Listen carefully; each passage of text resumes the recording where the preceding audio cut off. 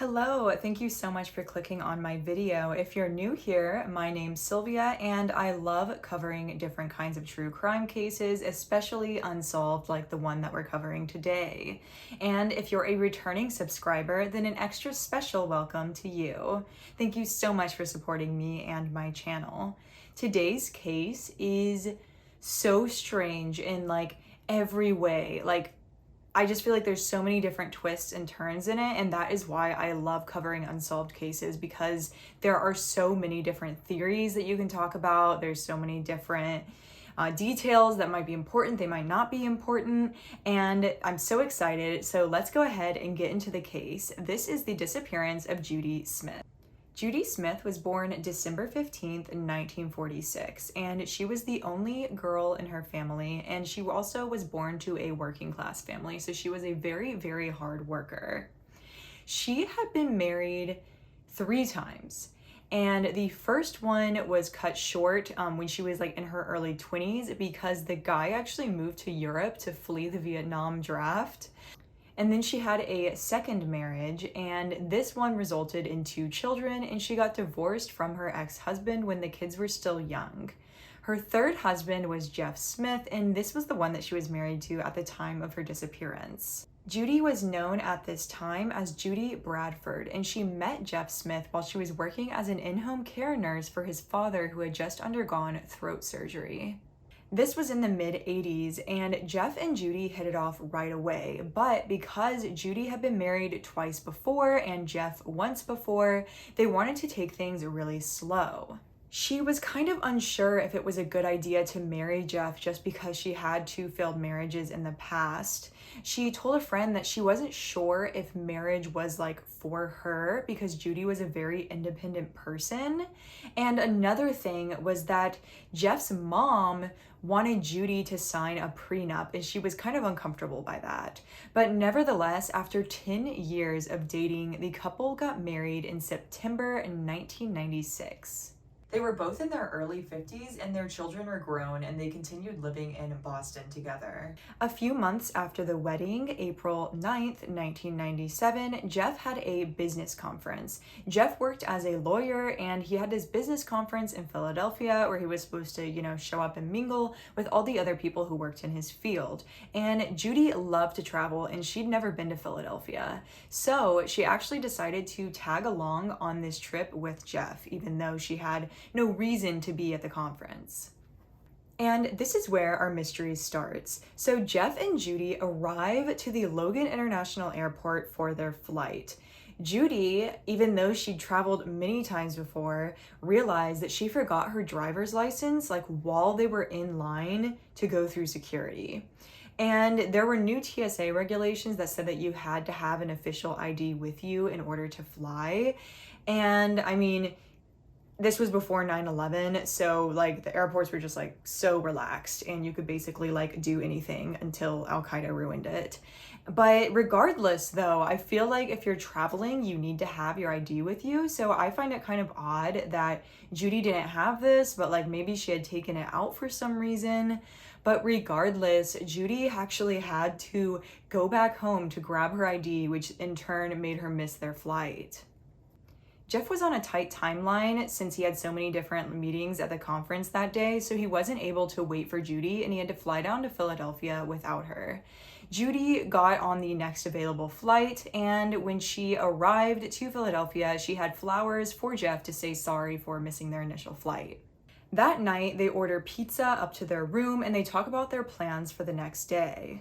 April 10th, the next morning, Jeff gets up early, goes down to the breakfast area, and then he comes back up and Judy is in the shower. He tells her that the breakfast was great and she should go down and try it, and she jokes about how she should just go down as she is, dripping wet and naked. And then Jeff has all those meetings, so he has to go to the conference, and he leaves Judy in the hotel room. But as they discussed the night before, she was going to take the flash bus around to the different touristy spots of Philadelphia, like the Liberty Bell and Independence Hall, and just do average touristy stuff like that. They had plans to meet back up at their hotel room at 5:30 because there was an official cocktail party for the conference happening at 6 p.m. and they were going to go to this together. But Jeff is waiting in the hotel room and Judy never shows up. He then walks down to the lobby in case she got confused with their plan and thought they were going to meet down there. He walks into the cocktail party, she's not there. He does a few loops around the hotel and can't find her, and that's when he starts to get worried. He tells the concierge to start phoning local hospitals in case Judy had some sort of accident and was unable to get into contact with him. He also goes to the Philadelphia police, and of course, they tell Jeff that Judy is a grown adult and he could not file a missing persons case until she'd been missing for 24 hours. Tale as old as time. However, though, there were several big-name politicians at this business conference, so Jeff is still able to talk to them that night and kind of form a game plan, and then he goes to the police station the next morning to file the official missing persons report. I feel like every missing persons case I cover, the police don't take it seriously at first, and that's also the case in this story. So they first suggest that Judy, since she was in her 50s, that she was having a midlife crisis and that she'd be back. Jeff says that this does not seem like Judy and that she was always good at communicating. She was somebody who always showed up places on time. She would never just go gallivanting off on her own plans without telling anyone. And they actually start to suspect that Jeff might be responsible for his wife's disappearance. Something that the police initially find suspicious is that when they search Jeff and Judy's hotel room, none of Judy's stuff is there. They don't see any cosmetics, they don't see any female clothing. It's almost like she's not even there. And they actually have the first theory that Jeff killed Judy in Massachusetts and Judy had never even gone down to Philadelphia. And this was all just a plan by Jeff to throw off the investigation. However, though, Judy did not wear makeup and she was also a really light traveler, and she had her signature red backpack with her on this trip. And Judy always carried this red backpack when she traveled because it could hold so much of her stuff. So all of her underwear and toiletries and stuff like that was probably in her backpack with her. Cops questioned Jeff's colleagues at the conference, and none of them have actually seen Judy. They've only heard Jeff talk about her. However, the concierge at the hotel does say that Judy walked up to them the morning of her disappearance, asking where she could get on the flash bus. So another big theory that the police have is that Judy left on her own. And this is based partially off the fact that her friends back in Boston say that Judy had grown unhappy with her relationship. They dated for 10 years before getting married, but Judy wasn't really sure about the marriage in the first place, and the whole prenup situation made her feel really weird. Plus, Jeff was beginning to transition from practicing law into teaching law students. And with this transition meant that he was spending more time at home, and they were used to both being really busy and Jeff being at home constantly. Judy felt like he was acting really needy. And something that's so difficult in unsolved cases is you never know if a detail is important or not, because this could have just been her ranting to her friends when she was annoyed, and in reality this didn't annoy her in the grand scheme of things. It was just bothering her that day, if that makes sense. So in the days after Judy disappeared, Philadelphia newspapers and television stations cover her disappearance, and people see these, and this generates some really odd sightings. And Jeff finds a lot of these credible. This is where the case, it gets really weird, because you don't know what's a red herring and what's an actual clue. Several people call in and describe a woman that matched Judy's description who appeared to be having a psychotic episode. One of these sightings was the staff at the Society Hill Hotel, who said that a woman matching Judy's description had stayed there from April 13th to April 15th, and they described her as their weirdo of the week, because I guess hotels get several odd people staying there from time to time. And she signed in as an HK Rich / Collins. And during her stay at this hotel, this woman masturbated in front of an open window, spoke out loud to herself in tongues, and then loudly told the concierge that the emperor would wire her money so that she could extend her stay. She ended up leaving the hotel on April 15th, and it's insinuated that this is because she didn't have enough money to stay there longer. It's very hard to identify all the sightings of Judy because there was actually an unhoused woman living in the area that very strongly resembled her. And they spoke to this woman, they, saw her, they were able to realize that it wasn't Judy, but she looked so much like her that Judy's own son had actually thought that it was Judy from across the street. So an unhoused man in Penn's Landing was shown Judy's photo, and he said, yes, I know that woman, and he insisted that it was not the lookalike. He says that she slept next to him on the neighboring bench for several nights. And this man is very, very certain that it was Judy and not the other unhoused woman. Another sighting of Judy was at the Flash Bus, and this is a popular tourist bus that takes people around to all the best sightseeing destinations in Philadelphia, and it comes every 15 minutes, so it's super easy as a tourist to utilize this bus. And remember, Judy actually had plans to use it. The bus driver says that he picked up Judy on April 10th, and this was at the corner of Front and South Streets. Because buses have that door in the back, he wasn't 100% sure where exactly she got off, but he guessed that it was near Chinatown. Another report came in from a salesperson at the local Macy's. She said that a woman walked in and this matched Judy's description, and she also had on a red backpack. So this woman told the salesperson that she was buying clothes for her daughter, which was always hard because her daughter didn't ever like the gifts that Judy bought her. And this actually matched up with what the family said. A lot of these sightings aren't completely verified, but the shopkeeper at Macy's does say that Judy had on a red backpack, and that is what she was wearing that day. So this one, I think, can be considered credible.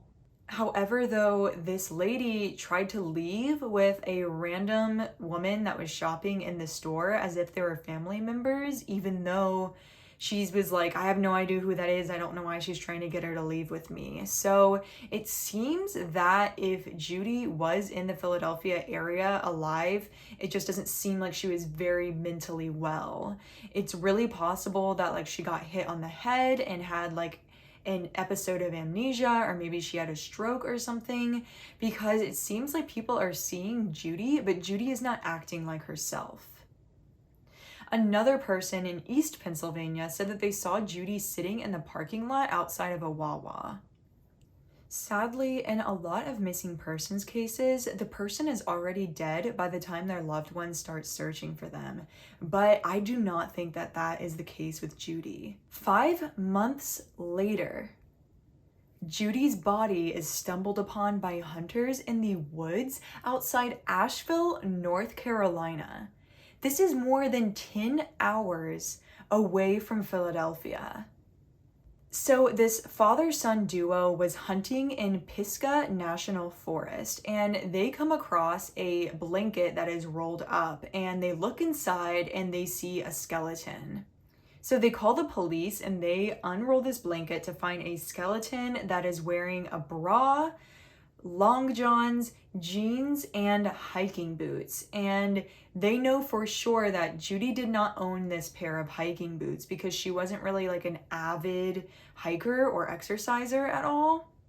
And this is really odd because it's why is she in this random national forest several states away? She'd only visited North Carolina 1 or 2 times in her life, and she had never been near this forest. She never expressed to anybody that she was interested in going here. So it really doesn't make sense that Judy goes missing and then she shows up in this place that's over 600 miles away. Also found with Judy's body is a pair of expensive men's sunglasses and a blue backpack. Also, the bra that this skeleton is wearing has several puncture wounds to it, and they realize that the cause of death for Judy Smith is stabbing. So Judy was the victim of foul play, whether it was somebody who she met in Philadelphia who took her down to North Carolina, or if it was somebody who she encountered while she was there. So the North Carolina police start looking around, and they find that several shopkeepers remember speaking to somebody who introduced herself as Judy from Boston.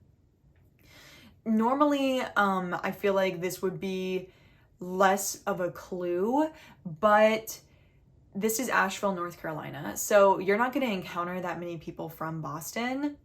A hotel clerk even says that she remembers Judy staying there from April 10th through the 12th. And again, this is like kind of an odd timeline because Judy went missing on the 10th, so she would have had to like get down to Asheville that very same day in order to check into this hotel room on April 10th.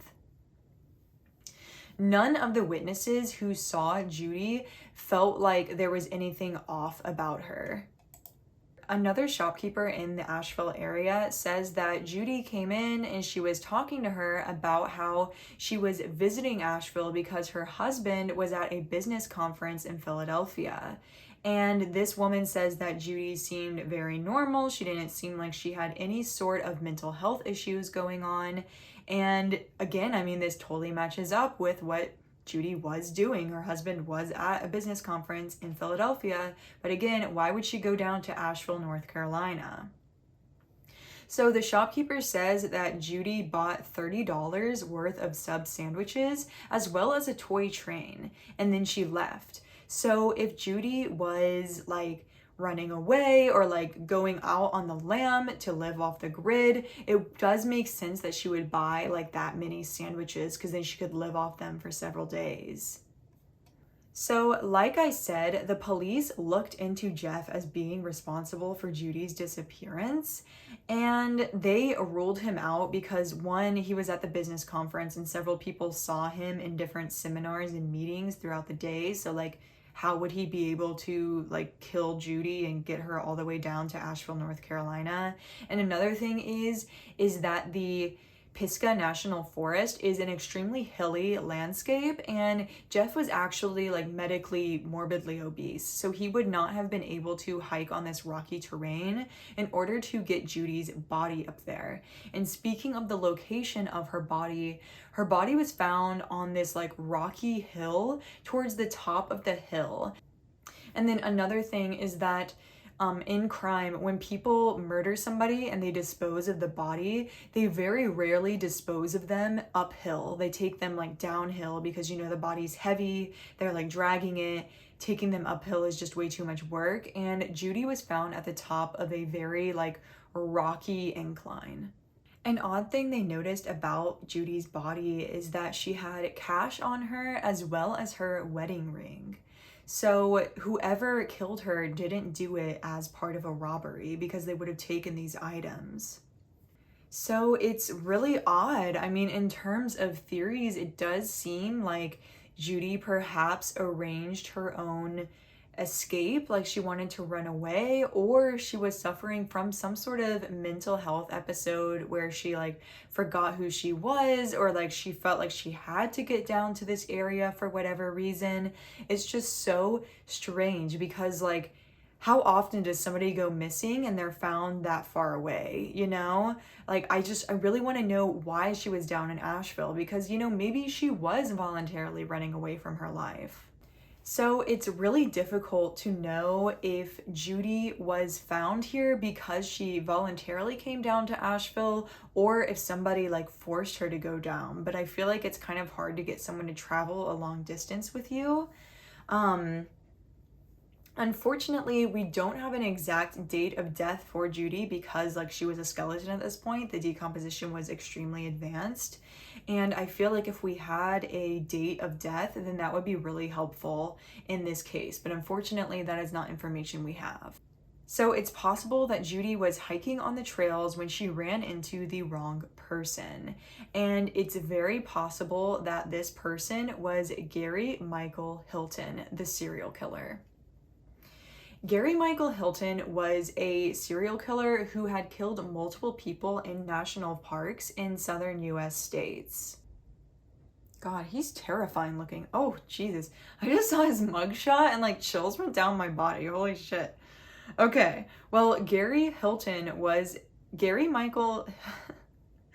Okay, well, I'm like trying not to look at the photo now. He's like up on my computer.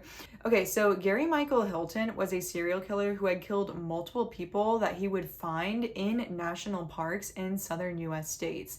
So this does fit with Gary's MO, but again, Judy was killed in 1997 and Gary was not active until like the 2000s. Gary has officially been linked to 4 murders and Gary has officially been linked to 4 murders, and it's possible that he was responsible for Judy's.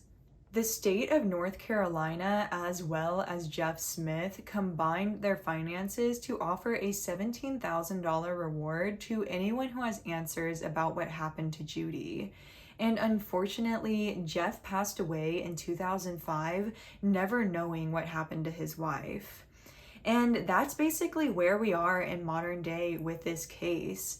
Oh my God, when I first heard about this case, I just couldn't stop thinking about it. Like, that's just so weird that like she would go out in Philadelphia, like it seemed like she was on good terms with Jeff. She like brought him those flowers, which like, you know, maybe that was like a going away gift. Like that was like, you know, to say goodbye to him, she bought him those flowers. And a lot of people think that her forgetting her ID was part of her scheme to get away from Jeff. But like at the same time, why would she go on this trip to Philadelphia with him in the first place if she wanted to run away from him? Wouldn't she just like stay in Philadelphia knowing that he'd be gone for several days and she could just like head elsewhere? And then again, I think it's just so odd that she went missing and then she was found murdered in a completely different location. Like, it's not like she went missing and then she was found dead in the park, like she died of like starvation. Like, it's like she actually got murdered. So somewhere along the way, she ran into somebody who killed her. And that is why the case of Judy Smith has just really tangled my thoughts this week, and I would love to hear what you guys think happened to Judy. Do you guys think that those sightings in Philadelphia are credible? Do you think that she was living as a homeless person for a while? Do you think that maybe something was going on mentally, or do you think that this was all orchestrated by Judy? Again, please comment your thoughts below because I absolutely love reading everybody's comments. And that is all I have on the case of Judy Smith. So until next video, I hope you guys all have a wonderful rest of your day and stay safe.